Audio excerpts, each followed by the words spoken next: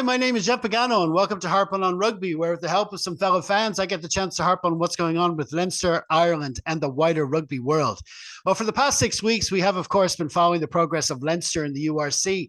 But with a weekend off, we're going to take a sharp turn, and to help me look ahead to Ireland's involvement in the Autumn Nation Series, I've assembled another one of my all-provincial panels of fellow rugby nerds.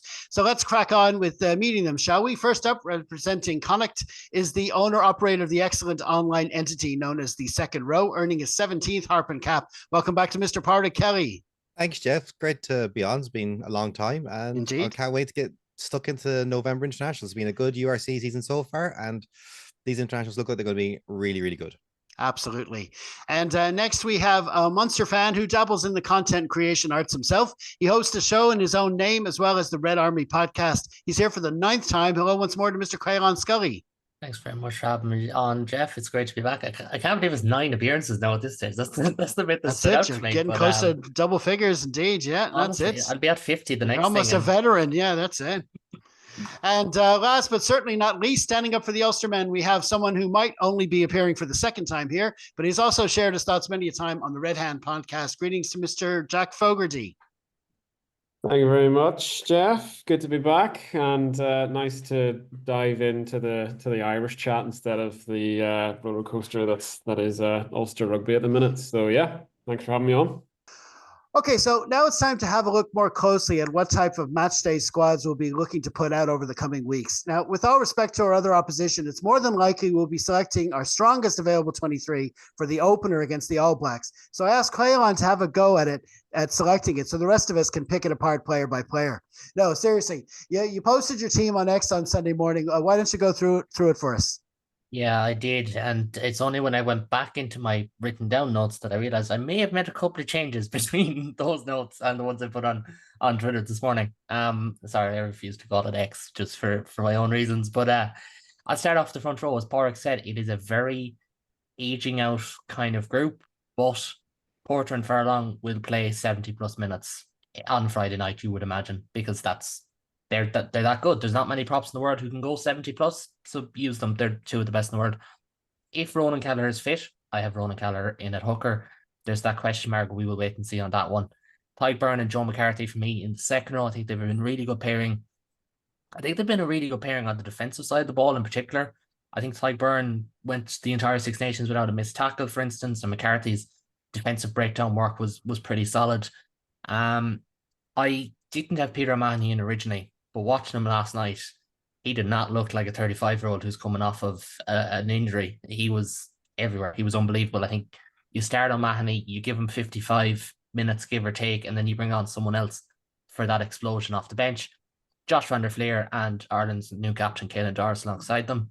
I've got Gibson Park and Crowley, again, a halfback. For me, I know there's a lot of momentum behind Kieran Frawley, but for me, I think you back Jack Crowley to start at least 2, if not 3 of these games, because realistically, Kieran Frawley is going to be the backup in 3 of those anyways. He's going to get his chance. I think you stick with the lad who is in possession of the jersey, because to his credit, Andy Farrell has done that for a lot of players, whether they deserved it at the time or didn't deserve it at the time, and it has worked. You know, you look at, say, for example, James Lowe went through a rough patch in form in Green at one stage, stuck with them, and he has not looked back since. He's been unbelievable since. I've gone with Bundy Aki and Gary Ringos in the centre. I feel like that one's nailed on at this stage, even though Ireland's centre's options are unbelievable. And then James Lowe, Hugo Keenan, and I've gone with Calvin Nash. There's no wrong answer. Calvin Nash, he's, started the season slowly, was really good against the Sharks and against the Stormers. Mac Hansen is Mac Hansen, and Mac Hansen will not let you down. Maybe his hairstyles and all that, and we have to get him out there for his Movember attempts and see how they're going and track them week by week. But again, there's no wrong answers. I have Rob Herring on the bench, Cian Healy, and look, again, would we like to see younger players in there? Yes, but that's the reality of it. Like Jeremy Luckman is injured, for instance. Like they've gone with Cian Healy as essentially the only recognised loosehead behind Andrew Porter, so he's will hopefully break the caps record sometime soon as well, hopefully. I've gone with Tom O'Toole. Tom O'Toole's form has been up and down, but I feel like it would be in bad faith to talk about, look at the age of the props and then not talk about, the guy who has experience and, I can't really talk out both sides of my mouth on that one, so I'd give him a chance. And look, he probably won't play at the weekend, but we'll wait and see. James Ryan, and I've gone with Cormac Izuchukwu. I'm a big fan of Izzy. I think his close contact work is really good. I think he's probably the closest role swap to what we have in the team. In terms of his breakdown work in particular, Ryan Baird probably has better line at work. Cormac Izuchukwu is probably better in the close contact physicality stuff. Not a lot between them. No wrong answer on that one again. I've gone with Craig Casey over Conor Murray. Again, no wrong answer. They're both playing really, really well.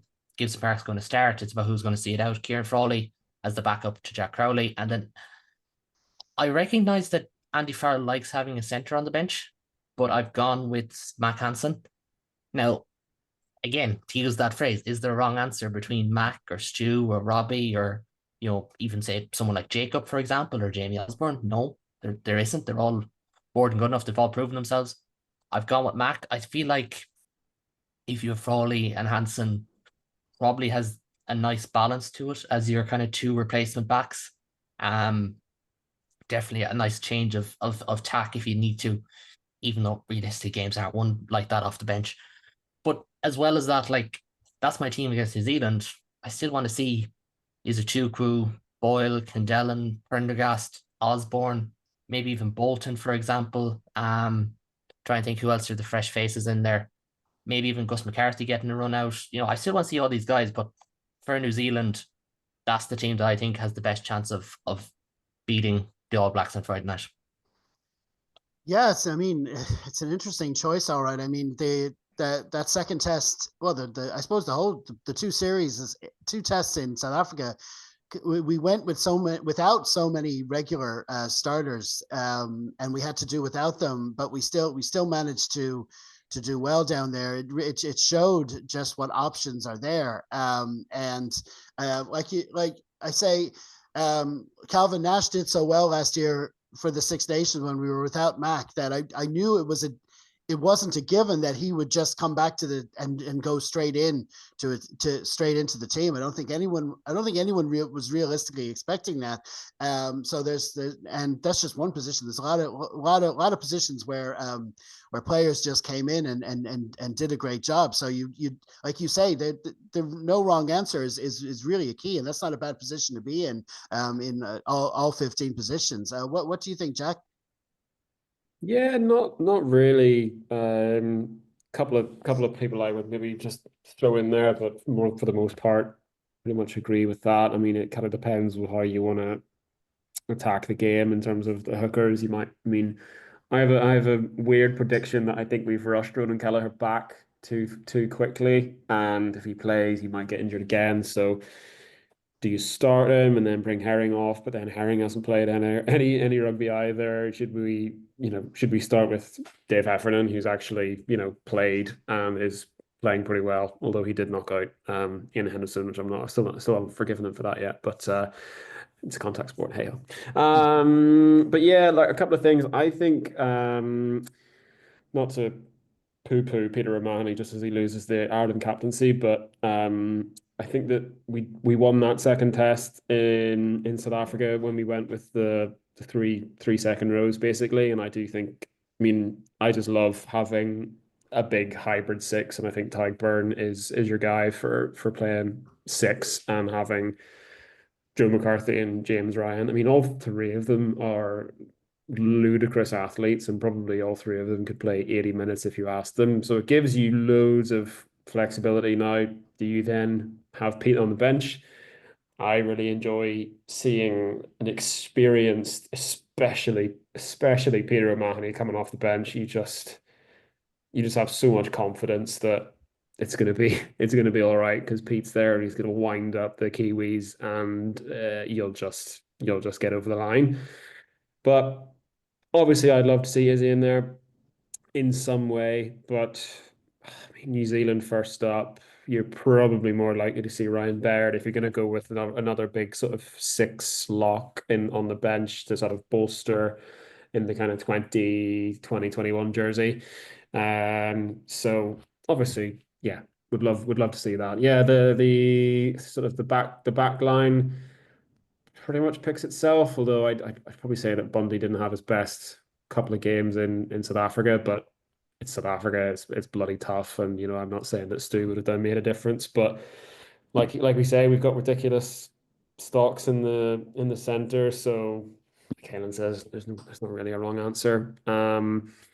Jacob Stockdale's been tearing up trees. Obviously, I'd love to see him get a go. But again, it's probably not going to be New Zealand. I mean, James Lowe is James Lowe. He does his thing. He doesn't really put a foot wrong now. So that sort of picks itself. So it's really, really hard to see how other people would, get into the starting team unless you are a Mac Hansen and you come into training and that when he came in a few years ago and just shot the lights out and people were probably thinking about Rob Balakoon being the next big sort of 14, but then he hasn't got functioning hamstrings, so it makes it hard to choose him. So yeah, look, there's plenty of little changes that I like to see, but for the most part it'll be Gibson Park, Crowley, Aki, Ringrose, Low. I'd probably have Mac Hansen in ahead of Nash, but that's just me. Keenan, picks itself. I think Frawley actually is probably unlucky if he if he's on the bench, to be quite honest with you. I mean, I think he's playing excellently well. I think he's getting more game time at 10. And I think that Crowley's maybe just not on top form, but I'm welcome to be corrected on that. I haven't watched a lot of the games, but I saw some of the highlights of the Stormers game, and it seemed like he was getting a rough deal there. But probably going backwards, and it's hard to criticize a 10 if everyone's going backwards like that. But he's just trying his best, I guess. So yeah, without throwing all the Ulster lads in just for the sake of it, just because I'm an Ulster fan, I can't really see the team being much different to how everyone would expect. If you put the bookies on it, you probably get the same 23 with maybe 2 changes on the bench. Really, probably nothing in the starting 15. So it'll be much the same. But yeah, obviously the guys that miss out will be Osborne, because we forget very quickly that he played superbly well in those first 2 games of his international career. So does he get a spot on the bench? Is he that extra big, bulky, guy on the bench who can play across the back line? He's an ideal 6-2 split if you want to do that. But then does Frawley miss out? Like it's intriguing, but I mean, yeah, I think it'll be as strong as possible. My only question mark is whether Peter O'Mahony loses out because they want to go as big as possible, in which case Pete might miss out, but that'll be my only question mark. Yeah, I mean, I've always said of the years, big fan of Peter O'Mahony, and I if at all possible, I would actually want him in the 23, especially against New Zealand.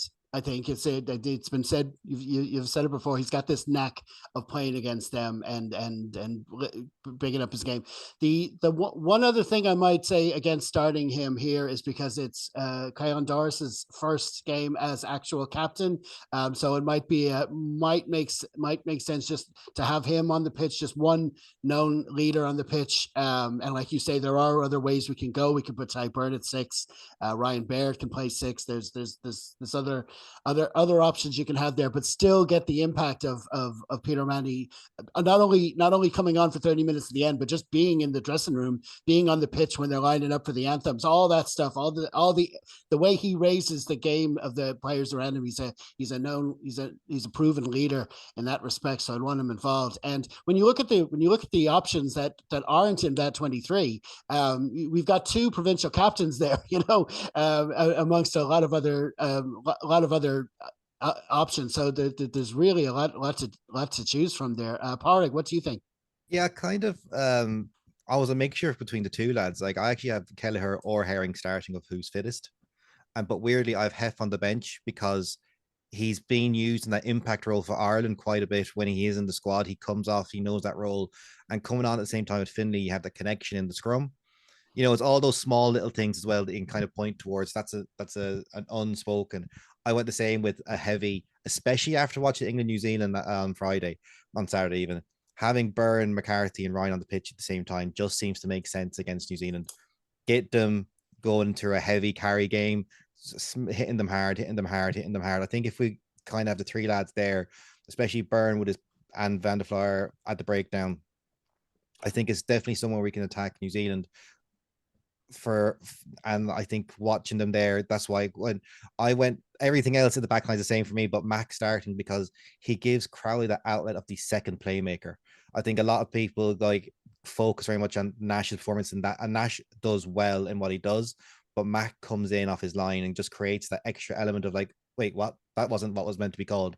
I'm 90% sure he just plays his own game. And he's out there and just does what he wants and he gets away with it. And that's fine. As I say to the girls I coach, do whatever you want as long as you can say why you did it at the end of it. At the end of the day, that's fine by me, and that's it. And he can say why he did a thing, and because it works 9 times out of 10. I have Baird on the bench because it's the whole thing of my bench is what covers positions. So Baird covers back row and second row. Prendergast for me covers 6, 7, 8. It's that type of like multifunctional sub, especially in a 5-3 split. I have Murray, Frawley, and then Osborne/Robbie. I have Murray in there because watching those 2 games over the weekend, Scotland, Fiji, and England, New Zealand, the box kick and chase and those cautionary lines don't exist anymore. That's gone. So having someone who can box kick well with some really good chasers and can compete in the air is going to be vital. And I think if you're trying to close out a match, Murray, who I think has to be said as one of the best, if not the best box kicker in the game, go with Lowe and Mac or Frawley or Osborne at that stage on the pitch. I think there's hate made just trying to close out a game and working down the pitch like that. It was really, really surprising to see how many times there was people being competed for. Eyes were being dropped off the ball because the second you land, you're getting smashed. It's all that side of it as well. I think tactically, especially with these new laws, variations, whatever they're called now, would suit having someone like Murray on the pitch for that last 20 minutes. And that's why I've put him in my 23 for New Zealand anyway. But yeah, it's such a talented squad. You could easily make a swap for 4 or 5 players and not notice a difference in quality. And that's what's really good about this group of Irish players, that there is literally nothing to it's game style and what you want to do on a certain day is what chooses the 23 you're playing. It's horses for courses, not just the best 23.